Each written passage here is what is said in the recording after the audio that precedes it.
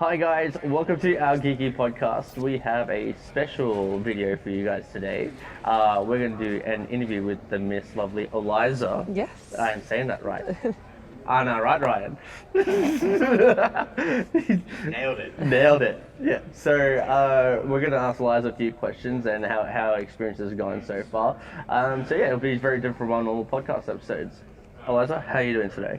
I'm doing pretty well today, Pulling up day 2 is always kind of the rougher of the two, depending on what you do the night before. But no, loving it. Always the environment at RTX is incredible. So very easy to just keep pushing through with the day and enjoying it. That's good. That's good. Is this how many RTXs have you been to? Have you been to all of them so far, or? Sadly, no. Unfortunately, I did have to miss last year. But I did go to the first one, which was in the Technology Park. Very hot, very sweaty. First convention. Anyone that's familiar may know, not the greatest of air conditioning. It was a very hot, humid day, so with no air conditioning or very little air conditioning. It was a bit of a struggle, but you push through, and we're here now in air conditioning. In air conditioning. Actually, that was it was very funny you say that, because I do remember a video of Gus, or on a podcast episode, saying RTX now with air conditioning. Yeah. So that's pretty much. That was okay. So it's come a long way since then. All right. What was what was the highlights so far of either day 1 or day 2, or maybe both? We'll do both. Day 1, what was it?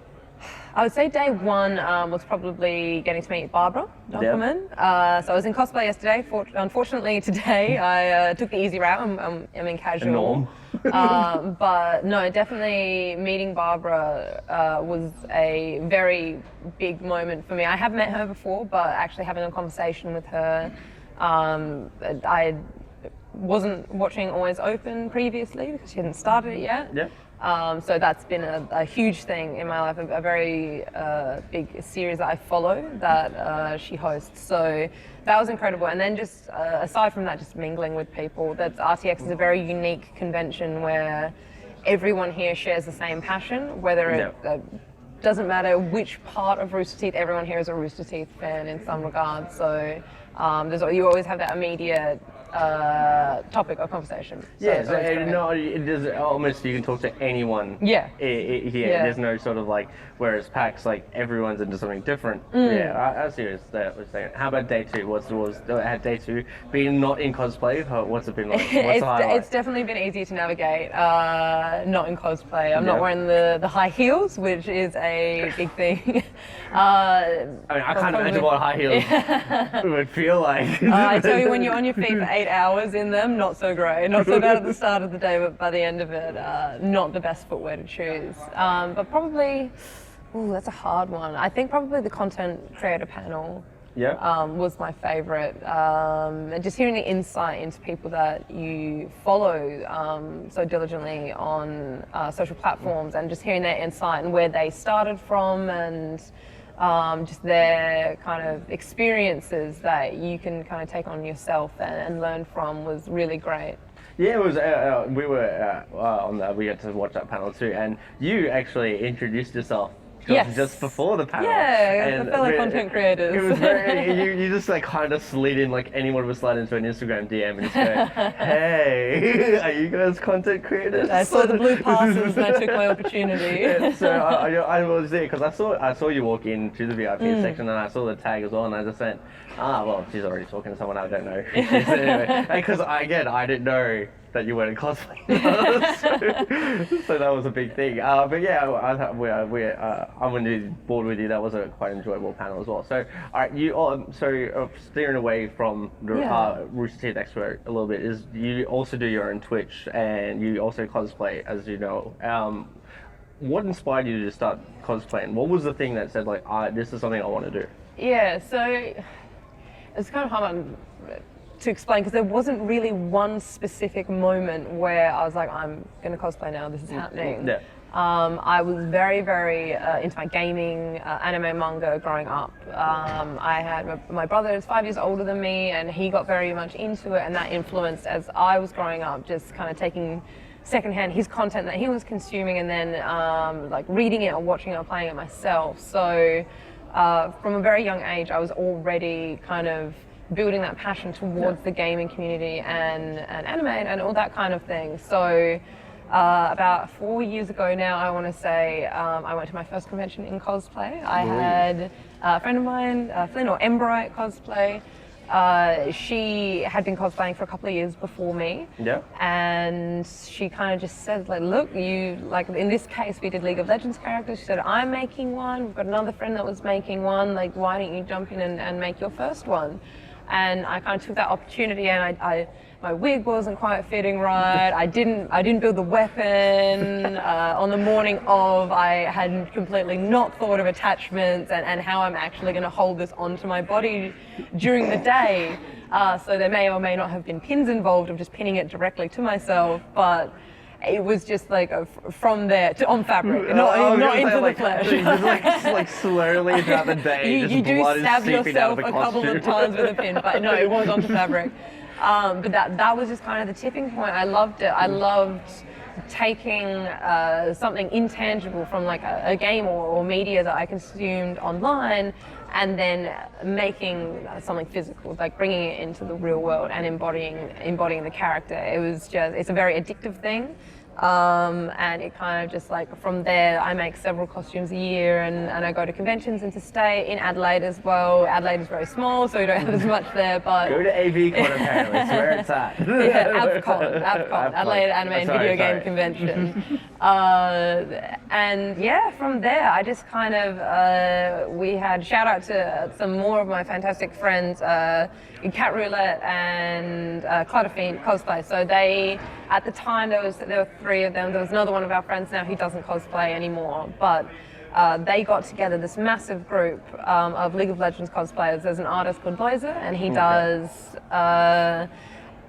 redesigned, and he did this Era of Glamour redesign of all the female characters, and they went on a journey organizing this group. It was not an easy thing trying to get 40 cosplayers, some from interstate, but they got them all of us together, and through that, just networking and really getting ingrained into the Adelaide cosplay community. Where can you find that, all those photos and all so that? you can go on, so I would recommend checking both of them out, so Cat Roulette and Clutterfiend, because they were the ones that did all the big organisation, and kind of through there you can find links. I have some on my own page, Alicia Cosplay, and from there you can go through, and we're very good at tagging each other when there's photos of other people. So if you go on into any of our pages and go into the big group photos, and you'll be able to find links to all the different cosplays, because there are a lot of them. Yeah, there's just so much media out there, as we're just discovering as well in Yeah. RTX. And all right, well, moving forward into your Twitch. So you want to start Twitch streaming? Yes. Like, do you have you already started, or have you? I have. So I've done a couple of just creative Twitch streams. It is a little bit difficult because there's that initial investment into getting your setup and building your space. So very, very basic in the way of lighting and everything like that. But fortunately, in terms of my filming equipment, I have that kind of all sorted. I was very lucky. I do work with Logitech, so I've got fantastic Logitech webcams that I'm using for that. So that was something that I could tick off the list, something I didn't have to buy straight up, which was very, very handy. If Logitech wants to hit up our gaming podcast, that'd be really, really grateful of them. And then from there, so my internet is trash, unfortunately, which is, I know a lot of other Aussies can sympathise with that. We but the rest of the world will just laugh will mock at us, but us ridiculously. Aussies know. So at this stage, it's nothing beyond creative, just because unfortunately my internet can't handle it. Yep. But yeah, it's just that really nice extension from cosplaying. I'm making cosplays anyway. Yep. To be able to interact with people live while I'm doing it is kind of nice, and even from the learning together kind of side of it, I've been cosplaying for almost 4 years, but I'm definitely not a master at it. I think it's always something that is evolving. So. Yep. To be working through things, and you can chat to people if people have questions, you can talk to them, or just basic conversation is nice. It's a company with people that have mutual interests while you're doing something you'd be doing anyway. So nice. Yeah, it's really good. But had a couple, but definitely this year going to get a lot more diligent at doing it. Yeah, as soon as you get great high-speed internet. We will see more of you on screen, definitely. and yeah, it's going to be quite exciting. Yeah. For fun. Well, I guess a little bit more on that is what are your next cosplay projects? Or can you even tell us what your next I can cosplay tell you what I project have planned next. The unfortunate thing about cosplay when you don't have a set schedule is that new designs come out and they are very prone to change. So okay, so new skin for Overwatch comes out, and yeah, like, the whole and at the cosplay is drop of out a the hat, window. you can be on a completely new journey. But no, I've got a couple of different ones. I love League of Legends, and I do always end up doing several League of Legends ones a year, but I'm steering away from it initially. Yeah. So next ones I will be doing at this stage is Azura from the Elder Scrolls games. Okay, She's one of yeah. Daedric princes, but she is a female character, at least physically in appearance. Yeah. And she's a fantastic character. That I've been a huge fan of Elder Scrolls since I have been gaming. So she's definitely next on the list. Next on the list, okay, cool. I'd love to do Lily from Pokemon Sun and Moon. She's a good character, get in the bag, Nebby and all that. So Will you have Nebby? Will you have- I will make a Nebby. I will you'll have to make make a a Ne- you'll have Nebby, to and make he a will Nebby. not be in the bag. Like, he's gonna be every You should which just, like, way. make it so like you just throw it at people. Yeah. Throughout the convention hall, and so someone will have to come get it back to you. But definitely as well, Critical Role. I've got friends and I all watch that. Very, very addicted to Critical Role that I've been Jeez. introduced to. So we'll be doing some D&D based ones. D&D. Yeah. Okay. Have you played D&D? I have played D&D, yes. Look, I gotta be honest. It's not to me. I can't play it without a good group of people because You I need to have a really. good group of people. I really like my games when I play multiplayer. I bring down the group really badly. So yeah, you can see Ryan and Alex. nodding in the they believe background. that. They would believe that. Yeah, I think you have to have a good DM. If you don't get along with your DM, you're going to have a bad time. But Yeah. I was fortunate. Unfortunately, the campaign that I was playing has stopped just because people moving away and just change of circumstance. But I have played it, and I really love. I love the storytelling aspect of it and the creativity side. So No problems. Okay, Yeah. that's awesome. Well, okay, I guess that's maybe where we will wrap it up. Ryan's again just nodding his head back to the camera. Just nod the camera. Oh. it's trying its done. He's trying. It's stabilizing He's too. trying to be a good cameraman.